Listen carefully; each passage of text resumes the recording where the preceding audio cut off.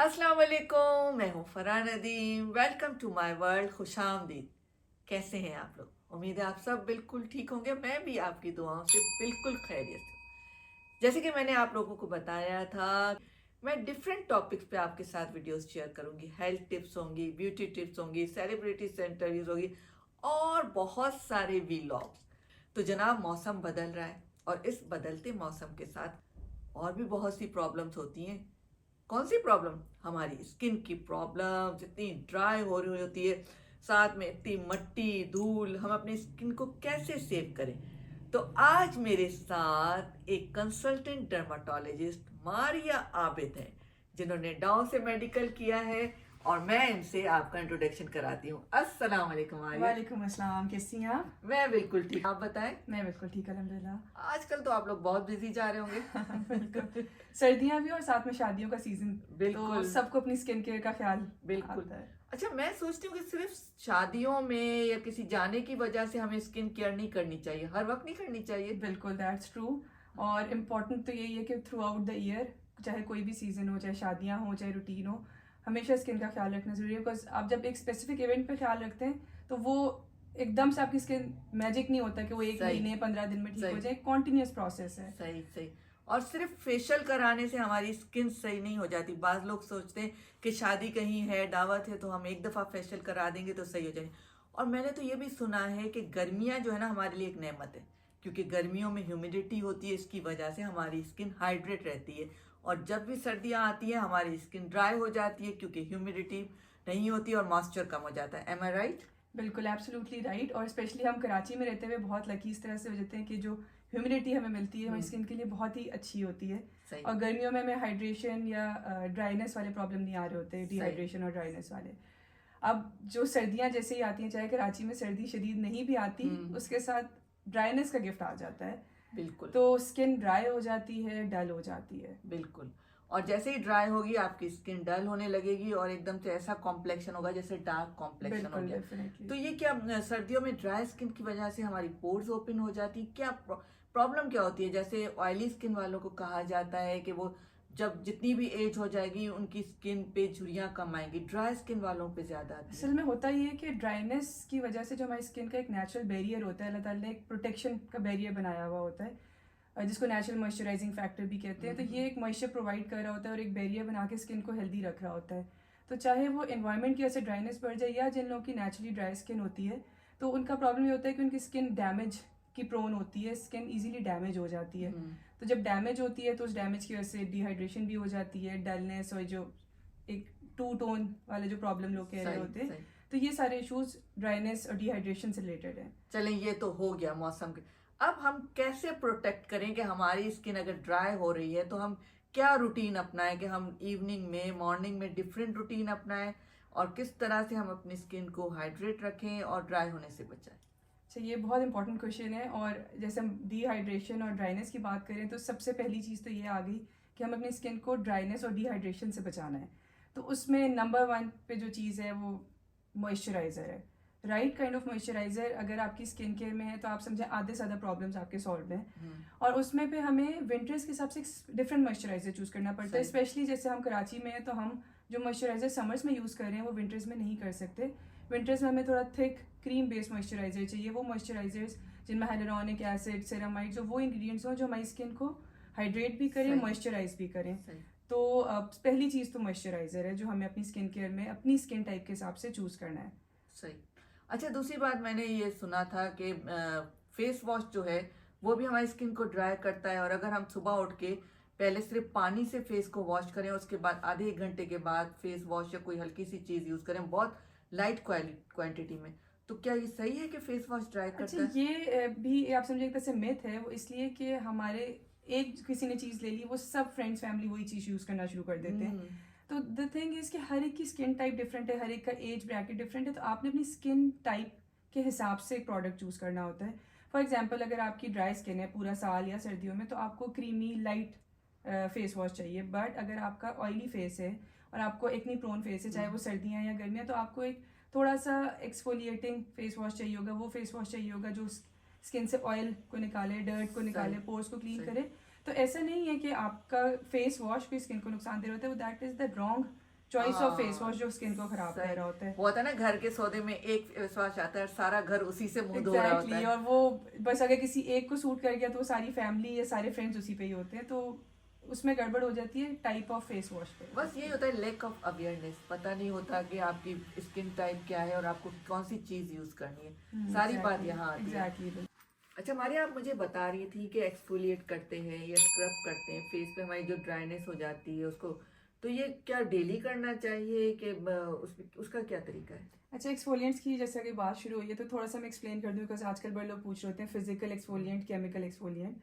तो दोनों किस्म के ही अवेलेबल होते हैं मार्केट में। केमिकल एक्सफोलिएंट वो होता है कि जो कि हम जब केमिकल अपने फेस पे लगाते हैं, केमिकल एज इन डिफरेंट नाम होते हैं, उनको डिस्कस करते हैं, बट वो उसमें वो खुरदरी फील नहीं आती, तो सॉफ्ट होते हैं, सिरम्स की तरह होते हैं। सही। तो वो केमिकली जाके आपकी स्किन में से डेड स्किन को हटाते हैं, लेकिन वो शायद हमारी सेटिस्फेक्शन नहीं होती। हाँ, लेकिन वो स्किन के लिए ज्यादा आप समझे महफूज है और लॉन्ग टर्म रिजल्ट्स देते हैं। अच्छा। जो फिजिकल एक्सफोलिएंट्स होते हैं, जो स्क्रब्स की तरह जिसके अंदर हमें दाने महसूस होते हैं, ग्रेन्यूल्स, हाँ। वो फिजिकली समझे पोर्स को क्लीन कर रहे हैं, क्लीन करते और हैं। कुछ होते हैं उनमें से जो बहुत हार्श होते हैं, जो समझे कि हेल्दी स्किन को भी डैमेज कर रहे होते हैं। तो व्हाट आई रिकमेंड इज कि बेहतर है कि केमिकल एक्सफोलिएंट्स पे आए।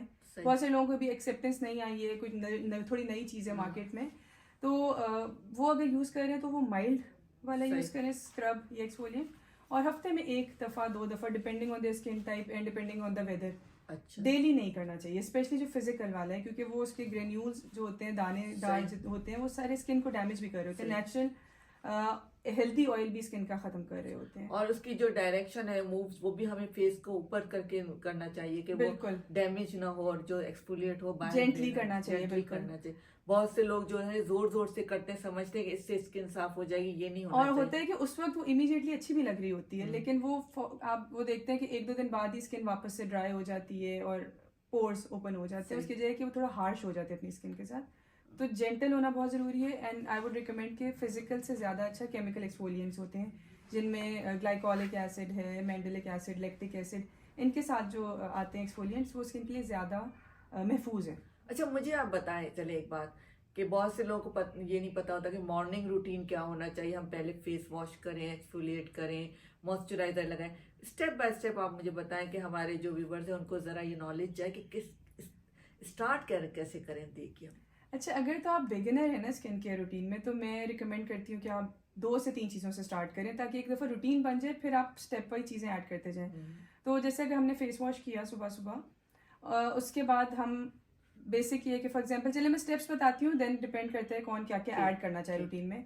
तो हाइलुरोनिक एसिड वो चीज़ है कि अगर आप अलग से सीरम फॉर्म में यूज़ कर रहे हैं तो उसको थोड़ी सी डैम्प स्किन पे लगाना चाहिए, क्योंकि वो स्किन के अंदर जाके बैठ जाता है। हल्का हल्का गीला, हल्की बिल्कुल गीली स्किन पे लगाएं, वो एब्जॉर्ब अच्छे से हो जाता है, स्किन के मॉइस्चर को अपने अंदर लॉक कर लेता है। नेक्स्ट स्टेप पे अगर विटामिन सी मॉर्निंग में लगा रहे हैं तो वो नेक्स्ट स्टेप कर लें। अच्छा, मैंने सुना विटामिन सी के बाद आप धूप में जाएं तो रंग का, उसके बाद वाला स्टेप बहुत जरूरी है। अच्छा। हाँ, उसके बाद अगर मॉइस्चराइजर आप यूज करते हैं तो वो आप विटामिन सी के बाद कर लें, एंड देन सन प्रोटेक्शन, जो हर हाल में ही जरूरी है। रिलीजियसली। हाँ बिल्कुल, वो तो चाहे आप कुछ भी प्रोडक्ट यूज नहीं कर रहे तो आप मुंह धोएं, सनस्क्रीन लगा के निकल जाए।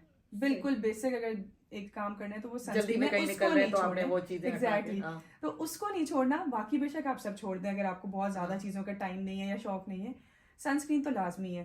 तो विटामिन सी का भी होता है कि उसके बाद सन प्रोटेक्शन लाजमी है, वरना वो अपने फायदे भी नहीं देता और इनफैक्ट वो नुकसान बहुत अगर हम विटामिन सी रात को यूज करें, सुबह को ना यूज करें क्योंकि हमें धूप में निकलना होता है। रात में कर सकते हैं, बिल्कुल कर सकते हैं। शाम को जैसे इवनिंग में हमने विटामिन सी यूज किया और सुबह को मैं जस्ट हाँ नहीं बिल्कुल सही है। मैं आपको उसके बाद बताऊंगी कि फिर अगर हम लोग रात में विटामिन सी यूज करें तो कुछ चीजें जो विटामिन सी के साथ कंबाइन नहीं हो सकती, तो वो नाइट टाइम के बाद मैं आपको के टाइम पे बताती हूँ कि नाइट टाइम में फॉर एग्जांपल अगर हम रेटिनॉल्स अपनी नाइट टाइम रूटीन में यूज़ करें तो फिर रेटिनॉल और विटामिन सी साथ नहीं यूज़ करेंगे, क्योंकि उसके लिए थोड़ा ज़्यादा हो जाता है। इसी तरह अगर हम लोग रेटिनॉल अगर हम विटामिन सी यूज़ करना चाह रहे हैं तो फिर जो हम एसिड्स की बात कर रहे थे, alpha hydroxy acid, glycolic acid, lactic acid वगैरह, तो फिर ये विटामिन सी के साथ अवॉइड करने चाहिए। अच्छा, हमारा मॉर्निंग का रूटीन ये होगा कि सनस्क्रीन हमने कहा, हमने for example hyaluronic acid use किया, विटामिन सी यूज़ किया, मॉइस्चराइजर एंड सनस्क्रीन। अच्छा, सनस्क्रीन हम क्योंकि विंटर्स पे फोकस कर रहे थे तो एक बड़े मज़े की मिथ है जो कि बड़े पेशेंट्स,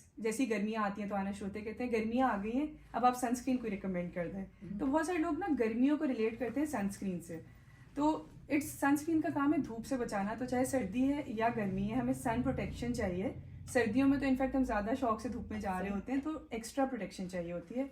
तो ये बड़ी कॉमन एक मिथ है या मिसकंसेप्शन है कि गर्मियाँ आई हैं बस सनस्क्रीन लगाएंगे। अच्छा, मैं तो ये सोचती हूँ कि आप सिर्फ बाहर जाते वक्त नहीं, आप अगर किचन में जा रहे हैं और चूल्हे के सामने खड़े हैं, तब भी हमें सनस्क्रीन लगानी बिल्कुल, चाहिए। जितना हम प्रोटेक्ट करें अपनी स्किन को। और दूसरी बात है कि इवन घरों में भी खिड़कियों से धूप आ रही होती है। सही। जैसे हाउस वाइफ है, वो कहती हैं कि हम तो निकलते ही नहीं हैं। फिर आप थोड़ा उनसे पूछो तो वो कहते हैं कि हाँ, बच्चों की पिक एंड ड्रॉप भी करते हैं और हमारे घर में खिड़कियाँ भी हैं, किचन में भी खड़े होते हैं, वहाँ भी लाइट भी आ रही है, धूप ये हीट भी होती है, सब चीज़ें। तो इट्स बेटर कि सब लगाएं, बेसिकली सनस्क्रीन सबको लगाना सही। चाहिए। अच्छा, फिर ये हमारा मॉर्निंग का रूटीन हो गया। अब इवनिंग और नाइट, इवनिंग को क्या करना चाहिए? अच्छा, ये अगेन डिपेंड करता है आपकी स्किन टाइप पे और आपके स्किन इश्यूज पे। फॉर एग्जांपल, अगर आपके कोई स्किन कंसर्न है, फॉर एग्जांपल एक तो जैसे एक एजिंग स्किन है, आपको लगता है कि आपको एंटी एजिंग रूटीन करनी है, तो बेस्ट चीज़ जो अपनी रूटीन में ऐड कर लें वो रेटिनॉल्स हैं। आप रेटिनॉल नाइट टाइम रूटीन में सिरम की फॉर्म में भी आते हैं, कुछ क्रीम फॉर्मुलेशन में भी आते हैं। अब उसमें ये एहतियात करनी थी कि जब आप रेटिनॉल स्टार्ट करते हैं ना, तो इनिशियली आपकी स्किन को आदत हो रही होती है, तो आहिस्ता आहिस्ता आपकी स्किन अडाप्ट करती है रेटिनॉल से। तो आप हफ्ते में 2 दफ़ा से स्टार्ट करें, 3 दफ़ा से स्टार्ट करें। एंटी एजिंग में बेस्ट इंग्रेडिएंट रेटिनॉल है। अच्छा। और फिर उससे स्ट्रॉन्गर भी आते हैं, बट वो नेक्स्ट स्टेज पे आते हैं। इसके अलावा नाइट टाइम में हम यूज़ कर सकते हैं जितने भी एक्टिव इंग्रेडिएंट्स, फॉर एग्जांपल ये जो एसिड्स हैं, AHA BHA की कैटेगरी में आते हैं, glycolic acid, lactic acid, mandelic acid और डिफरेंट, ये सारे रात के हैं। जितने भी एक्टिव इंग्रेडिएंट्स हैं, रेटिनॉल्स हैं, ये सब रात के हैं। तो वो डिपेंड करता है कि आप अपनी कस्टमाइज रूटीन जो बनाते हैं वो सब आप रात में करेंगे, देन मॉइस्चराइज करके आप आराम से सो जाएं। अच्छा, मैंने एक बात सुनी थी कि रेटिनॉल हमारी स्किन को बहुत बारीक कर देता है, हल्का करता है। Is it right? अच्छा, ये भी काफ़ी शुरू में मिथ आई थी, बट जितनी रिसर्चेज हुई हैं उसमें उन्होंने ये ऑब्जर्व किया कि उससे स्किन पतली होने की जगह थिक हो रही है, नई स्किन Okay. जैसे बन रही है। Really? तो ये काफ़ी सारी जगहों पे स्टडीज़ चल रही हैं, और अभी रिसेंटली भी मैं कुछ स्टडीज़ मैंने पढ़ी तो उसमें यही था कि जब उन्होंने बायोप्सी करके देखी स्किन की, तो उन्होंने देखा कि वो पतली होने की जगह स्किन पहले से थिक हो गई है। अच्छा। तो अब वो और इन पे काम होता रहेगा, नई रिसर्चेज आएंगी और बेहतर इन्फॉर्मेशन आती जाएगी, बट अभी तक ये सब मिथ है कि स्किन पतली होती है। अच्छा, अच्छा, अच्छा। क्योंकि रेटिनॉल जिस तरह से काम करते हैं ना, वो करते हैं कि नए स्किन सेल्स को समझे आप बनने के सिग्नल्स दे रहे होते हैं। तो पुराने स्किन सेल्स, डेड स्किन हट रही है, नए स्किन सेल्स बन रहे हैं, सेल टर्न ओवर जिसको कहते हैं ना, वो स्पीड अप हो जाता है। सही। तो उस मैकेनिज्म से ये सेंस बनती नहीं है कि स्किन पतली हो रही है, और इसी वजह से रिसर्चेज भी इस पर काफ़ी हो भी रही हैं और हुई भी हैं, और उनसे यही प्रूव है कि नहीं, पतली नहीं करती। अच्छा, ये जो हमारा ड्राई वेदर है, इसमें मॉइस्चराइजिंग क्रीम ज़्यादा सही है या लोशन सही है? कि इतना ज़्यादा ड्राई है, इसमें कौन सी चीज़ ज़्यादा इफेक्टिव? क्रीम बेस्ड जो मॉइस्चराइजर्स हैं वो विंटर्स के लिए रिकमेंडेड है, और थोड़े थिक, क्योंकि लोशन जो है वो उसके फॉर्मुलेशन ऐसी होती है कि थोड़ा पतला होता है। तो हमें चाहिए थिक क्रीम बेस्ड, थोड़ा ऑयल जिनमें ज़्यादा हो, वो वाले मॉइस्चराइजर्स। समर्स में हम आ जाते हैं gel based, water based moisturisers पे। सही। तो सर्दियों में क्रीम बेस्ड यूज़ करना है। अच्छा, और ये जो हम बहुत से लोग सिर्फ अपने फेस का ख्याल रखते हैं, अपनी गर्दन, हाथ, पाँव, ये ख्याल नहीं रखते, जबकि बॉडी हमारी है, लेकिन हम पाँव पे तो ज्यादा That's ध्यान true, नहीं। ये बिल्कुल सही। इनफैक्ट मैं अपने पेशेंट्स को भी कहती हूँ कि ये जो है ना, ये तो आप फेस का हिस्सा समझे। हाँ। जो कुछ फेस पे लगा रहे हैं वो गर्दन पे ज़रूर लगाएं, क्योंकि वैसे भी अगर आप देखें ना, गर्दन डैमेज भी हो रही होती है, सब इफेक्ट्स भी आते हैं, और फिर एजिंग भी जब स्टार्ट होती है सबसे पहले नेक पे हमें उसके इफेक्ट्स नज़र आना शुरू हो सही। जाते हैं। तो सब जगह, और स्पेशली जो एक्सपोज जगह है, जैसे कि हम सन प्रोटेक्शन की बात करें तो हाथों पे, नेक पे, फेस पे सही। सन ब्लॉक बहुत ज़रूरी है, मॉइस्चराइजर भी, सन प्रोटेक्शन भी। अच्छा, इन सब क्रीम्स के साथ साथ ये जो आलमंड ऑयल है या ऑलिव ऑयल है, बहुत से लोग कोकोनट ऑयल से रात को मसाज करके इस तरह सोते हैं, तो सही है कि रात को हम ऑयल लगाएं? अच्छा, ऑनेस्टली मैं जितने भी ये जो ऑर्गेनिक चीज़ें हैं या देसी टोटके सब है, मैं इन सबको सपोर्ट ही करती हूँ, क्योंकि एक तो ये जो नेचुरल चीज़ें, इनमें कोई प्रिजर्वेटिव्स तो है नहीं। अगर आपकी स्किन को वो सूट कर रहे हैं तो आप डेफिनेटली करें। इनफैक्ट बच्चों में तो मैं खुद भी रिकमेंड करती हूँ कि कोकोनट ऑयल लगाएं। सही। तो जो नेचुरल ऑयल्स हैं, डिपेंड के अगर आपकी स्किन को सूट करें, फॉर एग्जांपल जिन लोगों की एक्नी है, अब वो कोकोनट ऑयल या ऑलिव ऑयल यूज़ करेंगे तो एक पोर्स क्लॉग हो जाएंगे। सही। तो अगर आपकी स्किन को सूट कर रहे हैं तो इन चीज़ों का कोई नुकसान नहीं है। अच्छा, एक्नी जो होती है वो ड्राई वेदर में ज़्यादा फैलती है, और क्यों, वजह क्या होती है कि ज़्यादा हो जाती है? क्या वो क्रीम्स या मॉइस्चराइजर यूज़ होती हैं इसकी वजह से? ये वन ऑफ द रीजंस है कि लोग अपनी स्किन के अकॉर्डिंगली प्रोडक्ट्स नहीं चूज़ कर रहे होते। लेकिन ये बहुत वेरिएबल है, मतलब कुछ लोगों की गर्मियों में बढ़ जाती है, कुछ की सर्दियों में। तो ये through out the year different stages पे डिफरेंट लोगों को प्रॉब्लम आ रहा होता है। बट द पॉइंट इज़ कि ऐसे पॉइंट से मैं कहती हूँ कि आप अपने डर्माटोलॉजिस्ट से कंसल्ट करके अपने इश्यूज़ के हिसाब से कस्टमाइज रूटीन बनवा लें, क्योंकि जब स्पेसिफिक इश्यूज हो ना तो उसमें फिर आपने कोई जनरल गाइडलाइंस नहीं फॉलो करनी, उसमें आपको एक स्पेशल ट्रीटमेंट या वो चीज़ें चाहिए होती हैं कि सही, आपके हिसाब से। तो बिल्कुल ऐसे केस में तो डेफिनेटली अपने डॉक्टर के पास जाए एक ज़रूर। नॉर्मल स्किन है तो वो तो आप मॉइस्चराइजर वगैरह लगा के बिल्कुल चला लेते हैं, जैसे हाइलोरोनिक भी लगाए, रेटिनॉल। लेकिन अगर एक्नी है तो उसके बारे में आपने एक पूछना है एग्जैक्टली। डर्माटोलॉजिस्ट से, ये पूछ के फिर आपने उनके हिसाब से और चलना है। जैसे अभी एक्नी की बात करें तो सर्दियों में बहुत सारे लोगों को बहुत सारे स्किन इश्यूज बढ़ जाते हैं, जैसे एक्जिमा, ड्राइनेस, ओ, चैप लिप्स, चैप लिप्स हो हाँ, रहे हैं, ड्राई लिप्स हो रहे हैं। तो जहाँ तक तो वो एक नॉर्मल कंडीशन में कि हल्के फुल्के आपके इन प्रोडक्ट से ठीक हो जाते हैं तब तक फ़ाइन, आप प्रोडक्ट ज़रूर यूज़ करें। लेकिन जहाँ आपको लगता है कि वो डिजीज़ की तरफ चला गया है तो डेफिनेटली आप कंसल्ट करें, बिकॉज फिर उसमें अक्सर प्रिस्क्रिप्शन मेडिकेशंस देनी पड़ रही होती सही हैं। से। तो स्किन के साथ साथ अब बाल भी ड्राई होते हैं, तो इनके लिए क्या किया जाए? स्किन को तो चले हमने मॉइस्चराइज कर दिया, अब बालों में जो एक डैंड्रफ आने लगती है, ड्राइनेस होती है, इसको किस तरह कंट्रोल किया सो जाए? दैट्स ट्रू, डैंड्रफ भी बढ़ जाती है सर्दियों में, और उसके तो चेंजिंग वेदर के साथ प्रॉब्लम आता है। दूसरा ये कि नेचुरली हमारा डेली हेड वॉश भी नहीं हो रहा होता, तो वो जो नेचुरल ऑयल बन रहा होता है, डैंड्रफ बन रही होती है, वो साथ साथ हमारी पाइल अप भी हो रही होती है। तो अगेन उसमें हमें वो स्पेसिफिक एंटी डैंड्रफ शैम्पूज चाहिए होते हैं जो आपकी सिवेरिटी के हिसाब से आपकी डैंड्रफ को कंट्रोल कर रहे हो। ऑयलिंग आप बिल्कुल कर सकते हैं, I am not against oiling, बहुत सारे लोग ऑयलिंग को नहीं सपोर्ट करते, बट ऑयलिंग करें लेकिन पूरी पूरी रात या घंटों ऑयल सर पे ना छोड़ें, उससे पे डैंड्रफ को और एक एनवायरनमेंट मिलता है ग्रो करने का। एक्टिवेट हो जाती है और बिल्कुल, तो ज्यादा। उसमें ये है कि आप 2-4 घंटे लगा लें मैक्सिमम, पे वॉश कर लें।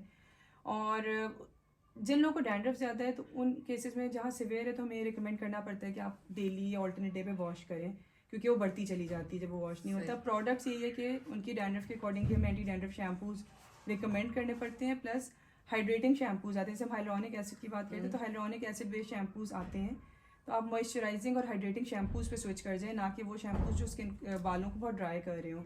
अच्छा, बहुत से लोग इस मौसम में बहुत गर्म पानी से भी बात लेते हैं, अपने बालों को धोते हैं, स्किन पे पानी, बिल्कुल, तो ये क्या सही है कि गर्म ये आप पानी? समझे हमारी स्किन के लिए क्रिमिनल हरकत हो जाती है, अच्छा, क्योंकि जो हमारे नेचुरल ऑयल्स हैं हम्म, बॉडी के, बालों के, जो तेज़ गर्म पानी होता है उनको समझे खींच लेता है। अच्छा, और जो लॉन्ग मॉइस्चराइजर बिल्कुल खत्म। वो स्किन का नेचुरल ऑयल खींच लेता है।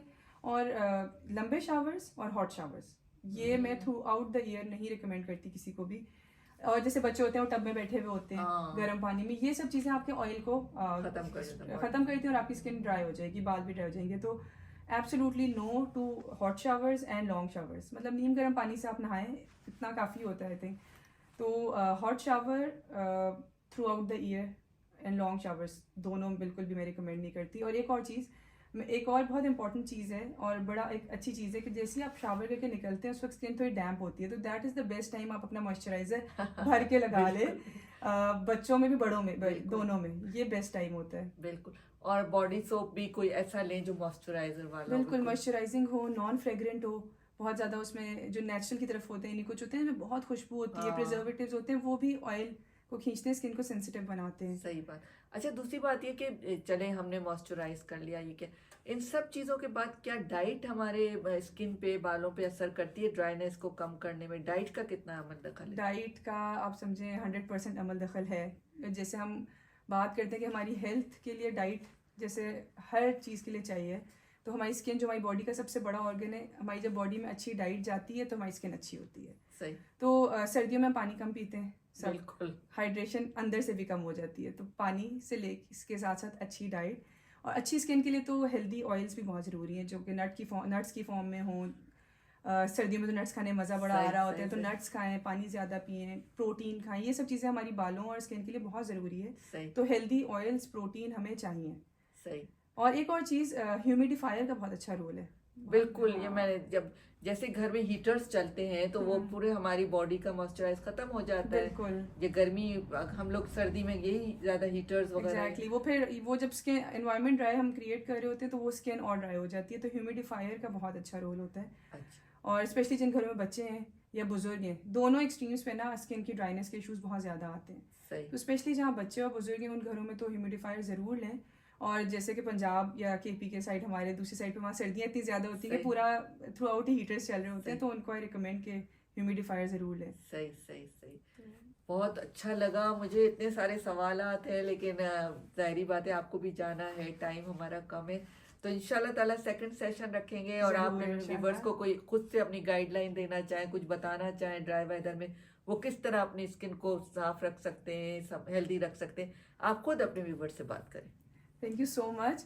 वैसे तो हमने विंटर स्किन केयर पे आई थिंक बहुत डिटेल में बात कर ली है। मेरा मैसेज यही है कि देसी टोटके जो खुद से एक्सपेरिमेंटल टोटके होते हैं वो ना करें। जो किसी मोहल्ले में किसी फ्रेंड ने बताई क्रीम और चीज़ें वो इस्तेमाल करके आप स्किन को डैमेज ना करें।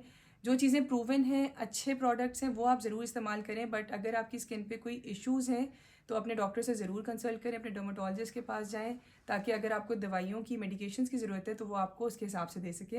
बाकी अपनी स्किन का ख्याल रखें, अच्छी डाइट खाएं और खुश रहें। सुना आपने, और आपको अब इन बातों पे ज़रूर अमल करना है और अंदर से भी खुश रहना सीखें। जब आप अंदर से खुश होंगे कि तो वो आपके फेस पे रिफ्लेक्ट करेगा। और अपनी ज़िंदगी को एंजॉय करें, क्योंकि अल्लाह ताला ने एक दफ़ा ज़िंदगी की है। अच्छा खाएं पिएं और अच्छे लोगों में उठे बैठे। बहुत अच्छा लगा मारिया आपसे चिट चैट सेम करके। यार, thank you very much for having me. नहीं, मुझे बहुत मज़ा अच्छा आया लगा। मुझे। हमारे इतने अच्छे अच्छे व्यूवर्स हैं, उनको बहुत अच्छी इन्फॉर्मेशन पास हुई और इंशाल्लाह ताला इसी तरह हम डिफरेंट सेशन रखते रहेंगे, मारिया को इनवाइट करते रहेंगे, इससे बहुत सी बातें पूछेंगे, बहुत सी नॉलेज मुझे भी आएगी और मेरे थ्रू आप लोगों को भी आएगी।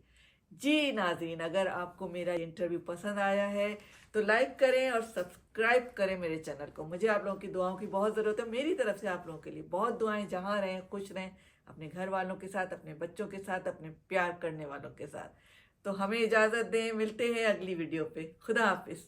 अल्लाह हाफ़िज़।